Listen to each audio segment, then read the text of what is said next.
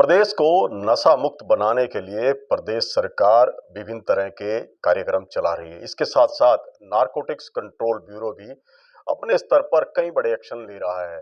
क्या कुछ गतिविधियां नारकोटिक्स कंट्रोल ब्यूरो की तरफ से चलाई जा रही हैं? हमारे साथ विभाग के दो बड़े अधिकारी डीएसपी राजकुमार रंगा और डीएसपी सतीश वत्स हैं। उनसे जान लेते हैं। सबसे पहले तो रंगा साहब जानना चाहेंगे कि विभाग ने अभी तक ऐसे कितने एक्शन लिए हैं, क्योंकि कुछ ऐसे तस्कर हैं जिनसे लार्ज स्केल पर जो है मादक पदार्थ बरामद होते हैं। अभी तक 141 केस कमर्शियल के दर्ज हुए हैं, जिनमें से 23 लोगों को सज़ा हो चुकी है। बाकी भी हम अपने तौर पर पैरवी अफसर लगा के कोर्टों में और बाकियों के खिलाफ भी काफ़ी कार्रवाई कर रहे हैं। उनको भी सज़ा कराने की अपनी तरफ से पूरी कोशिश की जा रही है।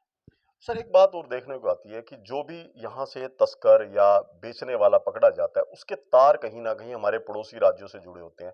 इसको लेकर जो है ब्यूरो क्या कुछ एक्शन ले रहा है? जब भी कोई भी अपराधी पकड़ा जाता है, उस अपराधी से हम पूछताछ करते हैं। अगर वो किसी भी स्टेट से लाने बारे हमारे को जानकारी देता है, तो वहाँ पूरी पूरी पूरी कोशिश की जाती है वहाँ तक पहुँचने की, और इस तरह के कई अपराधी हमारे द्वारा गिरफ्तार भी किए गए हैं।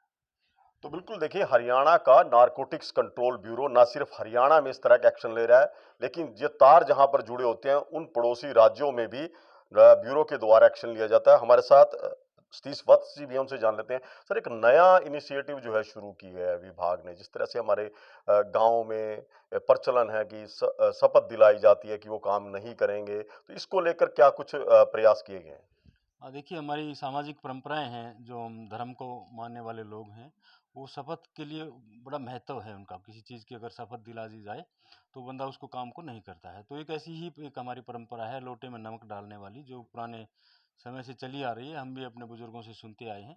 तो उसी प्रकार का एक इनिशिएटिव हम शुरू करने जा रहे हैं, माननीय श्री ओपी सिंह जी के आदेशानुसार।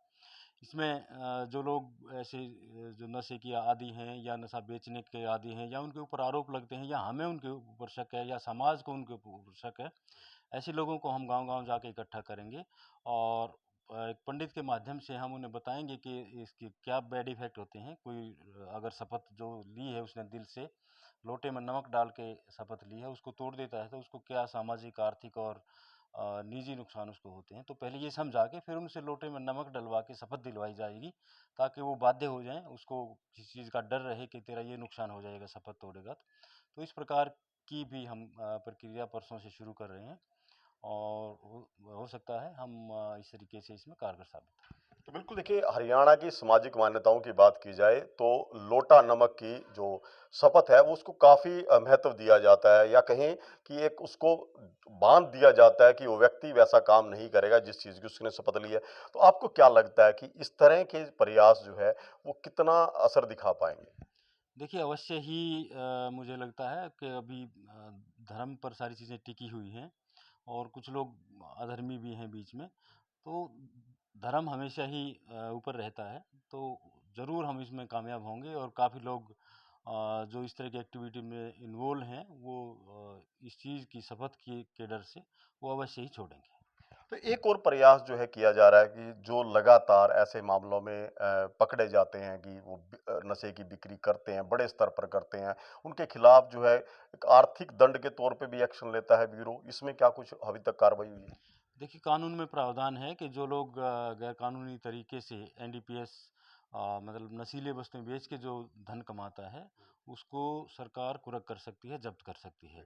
तो ऐसे अभी तक जो प्राप्त डाटा है मेरे पास, तो 82 लोगों ऐसे आरोपियों की, जो एनडीपीएस के माध्यम से उन्होंने संपत्ति कमाई थी, उसके 82 आरोपियों की संपत्ति को कुर्क किया जा चुका है। और इतना ही नहीं, उन आरोपियों ने जो अपने रिश्तेदारों के नाम संपत्ति करवाई थी, ऐसे 89 आरोपी हैं जिनके नाम उन्होंने संपत्ति करवाई थी, उनकी संपत्ति को भी कुर्क किया गया है, और अभी तक 45 करोड़ और 56 लाख रुपए की संपत्ति को जब्त किया जा चुका है। तो बिल्कुल देखिए, नशे की सप्लाई चेन को तोड़ने के लिए और जो नशा बेचने वालों की कमर तोड़ने के लिए नारकोटिक्स कंट्रोल ब्यूरो कई तरह से प्रयास कर रहा है। आर्थिक रूप से उनको तोड़ा जाए, उसके लिए करीब करीब 45 करोड़ की संपत्ति ऐसे नशा तस्करों की जब्त की गई है। इसके अलावा अब जो नया प्रयास शुरू किया है कि लोटा नमक की शपथ जो है वो गांव में दिलाई जाएगी। ऐसे लोग जो संदिग्ध हैं, जिन पे नशा तस्करी के